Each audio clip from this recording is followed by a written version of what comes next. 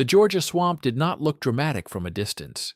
It lay flat and green beneath a pale sky, cypress trunks rising from dark water, like columns, holding up nothing but humidity. But once you stepped off solid ground and into the slow channels between reeds, the air thickened and sound narrowed. Trophy hunters liked places like this. Isolation meant fewer regulations, fewer witnesses, more room to claim something old and large and hang it on a wall. Wade Mercer had built a reputation around that idea. He specialized in problem gators, or at least that was the word he used publicly. Privately, he chased size, length, skull width, scars that made photographs look ancient. He had heard about this one from locals who spoke in lowered voices, a massive old male haunting a stretch of private wetland near the Altamaha Basin. Livestock gone, 2 fishing skiffs overturned over the past year. No confirmed body recovered, but enough rumors to inflate legend. Wade brought 2 men with him, Travis, younger and eager, and Cole, experienced but quiet. They set up camp along a narrow channel that cut deep into the swamp interior, anchoring their flat-bottomed boat near a natural clearing between cypress knees. They baited the line before dusk, heavy hooks rigged with thick rope tied to reinforced posts hammered into firmer ground. Fresh meat dangled inches above water. The method was simple: attract, hook, restrain, finish with a close shot to the brainstem. Efficient, controlled, legal, technically, under nuisance permits Wade had managed to secure. As the sun sank, the swamp shifted tone. Frogs began their low chorus, insects thickened in the air. Travis grinned as he scanned the water surface with a spotlight. "He's here," he said quietly. "Has to be." Wade didn't answer. He had learned that large males don't announce themselves with splashing theatrics. They test scent first, then tension, then vibration. Around midnight, the bait line tightened slowly. Not snapped. Not jerked, just drawn downward with steady weight. The rope creaked against the post. Travis grabbed the secondary line instinctively, adrenaline spiking. The water around the bait did not erupt. It bulged, a slow dome rising just beneath the surface before flattening again. Wade motioned for patience. "Let him take it," he whispered. The rope strained harder, fibers groaning. Then the surface broke. A head surfaced partially in the beam of the spotlight, broad, scarred, ridged with old, healed wounds across the snout. One eye clouded, the other sharp and unblinking. It didn't thrash. It clamped down on bait and began to turn sideways, initiating a slow roll to anchor tension. Wade fired too early. The shot cracked across water and trees. The bullet struck scale but glanced off the skull ridge at an angle, deflecting into the swamp with a violent splash. The gator exploded in response, not retreating, but surging forward. The rope snapped tight as the male twisted with full force. The post bent. Travis lost footing and fell forward into shallow edge water up to his knees. In the chaos, the secondary line whipped violently, catching Cole across the thigh and slicing through fabric and flesh with brutal force. He screamed as blood soaked instantly into dark water around him. The old male vanished beneath the surface, rope dragging sideways before snapping entirely. Silence returned, fast, too fast. The swamp absorbed the gunshot echo and the thrash within seconds. Cole collapsed onto the mudbank, clutching his leg as blood pulsed steadily into the waterline. Wade dropped beside him, cursing, applying pressure with shaking hands. Travis scanned the channel wildly with the spotlight, but nothing surfaced. No tail, no ripple, just black water reflecting white beam back upward. That was the moment Wade understood the mistake. They had not killed a nuisance animal. They had wounded a dominant male in his own territory. And worse, they had spilled human blood into water, where an apex predator already knew the scent of challenge. The spotlight flickered briefly as battery drained slightly from repeated jolts. Travis swallowed hard. "He's gone," he whispered, as if trying to convince himself. Wade shook his head slowly, eyes locked on the dark channel. Old males do not flee from territory after injury. They reposition. And in swamp water thick enough to hide a log 6 feet long, a wounded gator with a fresh bullet graze, and the scent of human blood does not need to rush. He needs only to wait. Cole's blood ran dark in the shallow edge water, spreading in thin ribbons that curled around cypress roots before dissolving into the channel. Wade tightened the belt above the wound and wrapped it hard, but the cut from the snapped line was deep and ragged, muscle visible beneath torn fabric. Travis kept sweeping the spotlight across the surface, beam jittering with his breathing. Nothing moved. That stillness was worse than thrashing. Old males don't waste energy after injury. They go under and let the swamp hide them. Wade dragged Cole farther up onto firmer ground near the boat, boots slipping in mud. "We move him into the skiff," he said, voice tight. They needed distance from shoreline. They needed deeper water where they could maneuver. It sounded logical until Travis remembered what had just happened in deeper water. The flat-bottomed boat rocked slightly as they lifted Cole inside. The channel was narrow here, barely 30 feet across, reeds thick along both sides. Wade cut the remaining bait line free from the post and pushed off with the pole, engine coughing once before catching. The hum of the motor vibrated through the hull and into water. Vibrations carry far in swamp channels. Blood scent carries farther. Cole's face had gone pale under the humid night. He clenched his jaw to keep from groaning. "He clipped him," Travis said, almost accusing. Wade didn't answer. He replayed the shot in his mind, the slight angle, the ricochet. A graze wound on the skull ridge of a 15-foot male was not incapacitating. It was aggravating. The boat eased into mid-channel, spotlight scanning ahead. The surface remained flat, broken only by drifting leaves and occasional bubbles from submerged roots. Then the motor sputtered. Not failure, interference. Something heavy brushed along the underside of the hull with deliberate pressure. The vibration changed tone instantly. Travis froze. "Kill the engine," Wade whispered. "Noise provokes. Silence reveals." Travis cut ignition. The swamp closed in again, insects buzzing faintly, frogs resuming distant calls. Beneath them, something shifted weight slowly along the hull, pressing upward just enough to make the aluminum groan. Cole's blood dripped from the edge of the boat into the channel, in slow, steady drops. Wade saw it and felt the rules change. Water, that held only bait scent minutes ago, now carried human iron. The first strike came from below, sudden and violent. The boat lifted on one side, tilting hard enough to send Travis crashing into the opposite bench. Cole slid toward the edge before Wade grabbed him by the collar. The impact wasn't random. It targeted the side where blood dripped. The hull slammed back down with a metallic crash. Travis grabbed the shotgun this time, hands shaking. "He's under us," he said unnecessarily. The second strike came faster. A sideways slam that spun the skiff 90 degrees in the narrow channel.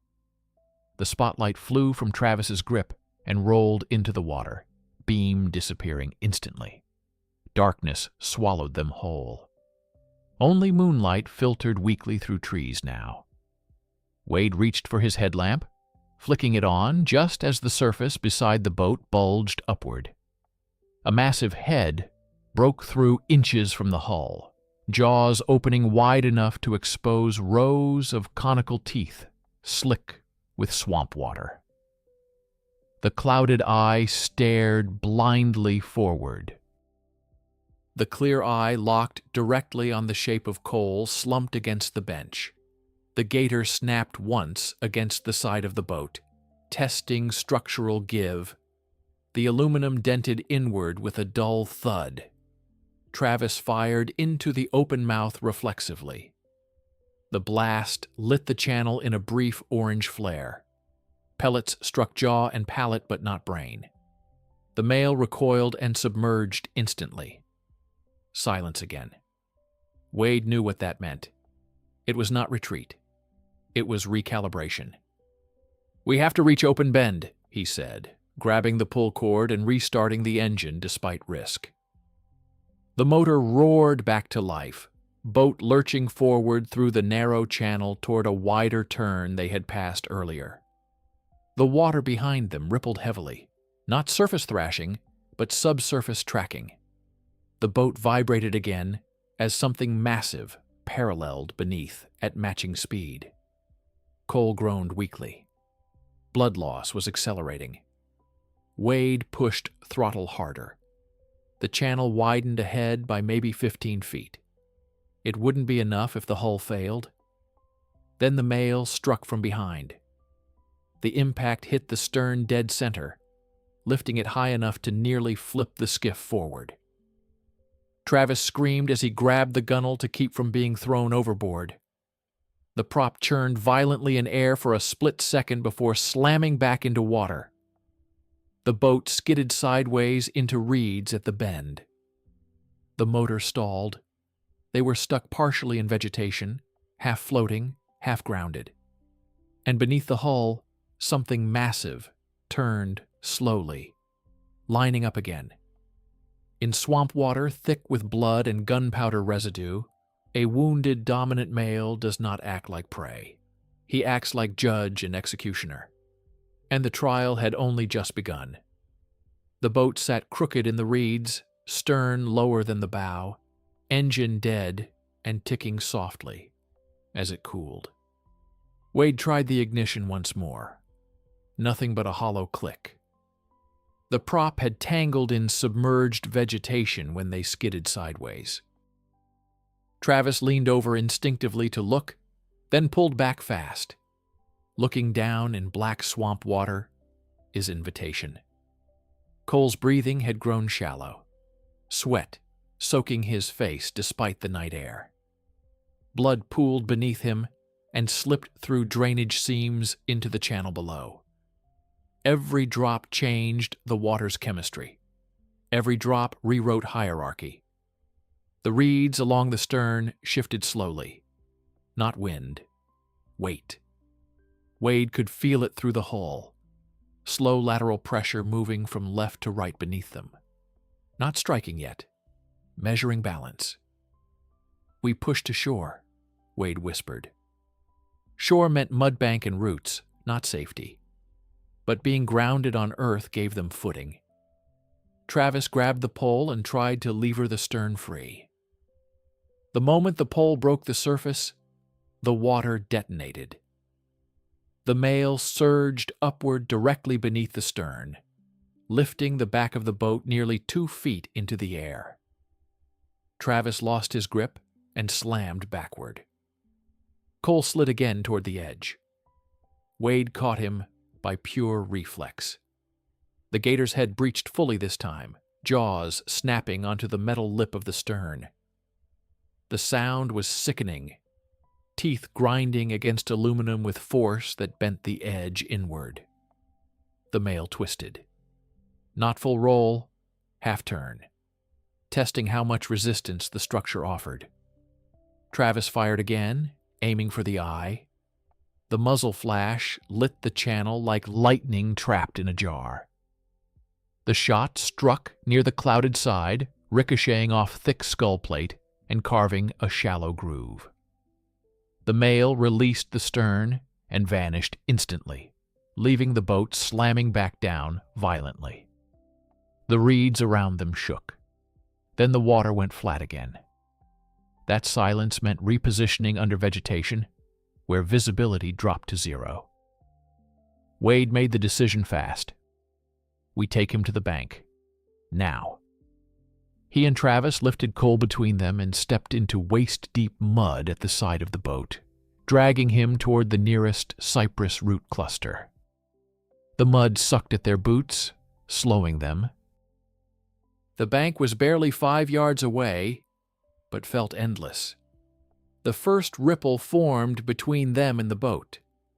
The male had not retreated to open water. He had cut underneath. Travis saw the V-shape forming through reeds and shouted, but it was too late for distance. The gator erupted forward in a straight-line charge, jaws open low, targeting the lowest moving shape, Cole's dangling leg. Wade shoved Cole upward onto the root tangle, just as the jaws snapped shut on empty water inches below. The male's head slammed into the mud bank with explosive force. For a split second, half his body was visible above the surface, thick torso scarred from years of battles, tail coiled with raw muscle. Travis reacted on instinct and drove the shotgun barrel directly against the base of the skull ridge and fired. At that range, recoil nearly knocked him backward into the mud. The blast stunned the male, but did not kill him. He thrashed violently, tail whipping sideways and catching Travis across the ribs with crushing impact. Travis flew backward into shallow water, breath knocked out instantly. The gator pivoted faster than something that size should move, jaws opening again toward the fallen hunter. Wade lunged forward without thinking and jammed a hunting knife into the softer tissue just behind the jaw hinge as the head swung past him. The blade sank deep. The male convulsed, body arching upward in a full death roll now. The rotation dragged Wade forward to his knees as water churned around them in a violent spiral. Mud and blood mixed thick and red. Travis scrambled desperately toward the root cluster as the tail slammed down again. Cole lay barely conscious above them, unable to move. The roll continued 2 more violent rotations before slowing. Wade held the knife until his wrist felt like it would tear from his arm. Then the body jerked once more and went still halfway submerged against the bank. Water continued to ripple outward long after motion stopped. No immediate follow-up strike came, no secondary surge. The old male lay partly exposed, massive head resting against mud, one eye clouded, the other open but fixed. Travis crawled to the root cluster and dragged himself upward, coughing mud and blood from his mouth. The swamp grew quiet again, insects cautiously returning to their rhythm. Wade stayed kneeling in the water for several seconds longer, knife still embedded, hand shaking. It was over. Not because they had hunted successfully, but because the swamp had forced a verdict. They had come for a trophy. They had wounded first. And once blood touched water, the rules shifted entirely. The old male had not acted as nuisance, he had acted as sovereign. And sovereignty in black swamp water is defended until one body stops moving. They did not celebrate. There was no triumph in the silence that followed. The old male lay half in mud, half in water, massive torso stretched along the bank like something prehistoric pulled from depth. The knife remained buried behind the jaw hinge, Travis's final shotgun blast having torn through bone enough to break rotation. But it was Wade's blade that had ended it. Close, desperate. Nothing like the clean trophy shot he had imagined when they set bait at dusk. Cole drifted in and out of consciousness above them, blood loss turning his skin gray beneath swamp grime. Travis's ribs burned with every breath where the tail had struck him. The boat sat crooked in reeds, hull bent and scarred from teeth. The channel smelled metallic now, thick and humid. They radioed for extraction, using a satellite handset Wade had almost forgotten he packed. It took 40 minutes for another hunting party in a distant section of the basin to answer, and longer still for them to reach the bend, by skiff. Those minutes stretched thin. Wade kept watching the water even with the male's body visible. Old swamps hold more than one shadow. When help finally arrived, headlights and engine noise shattered the quiet again. 2 men stepped out, eyes widening at the size of the carcass. "That's him," one muttered. "That's the old one." They helped lift Cole into the second boat first, then Travis. Only after the injured were secured did anyone speak about hauling the body. It took ropes, leverage, and all 4 men straining together to drag the 15-foot carcass fully onto firmer ground. Up close, scars layered across its hide told a history of fights survived long before this night. Old hook wounds healed crooked along the jawline, missing scutes along the tail. The bullet graze across the skull ridge where Wade had misjudged his shot. This was not an animal that had become man-eater out of myth. It had lived long in contested water, adapting, surviving, responding to intrusion. Wade looked at the bent bait post still half submerged near camp and felt something colder than fear. They had not come to solve a problem. They had come to provoke dominance. And when they wounded first, the swamp had delivered judgment in its own way. Weeks later, Cole would recover, though the scar along his thigh would pull tight when he walked. Travis's ribs would heal crooked. The old male's head would hang on Wade's wall eventually, cleaned and mounted, a massive skull beneath glass eyes. Visitors would admire its size. They would ask about the hunt. Wade would tell a shortened version. He would not describe the moment when the stern lifted into air, or when the jaws snapped inches from Cole's leg. He would not speak about the silence between strikes, or the way the gator had tracked blood like a sentence being completed. In the swamp, law does not sit in courthouse rooms. It rests beneath water lines and reed beds. Spill blood into it, and the equation changes. Remove the dominant male, and vacancy does not stay empty for long. That channel would calm again. Frogs would sing. Hunters would return in other seasons. But something would always move beneath that surface, learning vibration, mapping intrusion. The trial had not been about guilt or innocence. It had been about territory challenged and answered. And in Black Georgia water, the verdict is never delivered in words. It is delivered in force, in silence, and in the heavy stillness that follows, when only one body remains moving.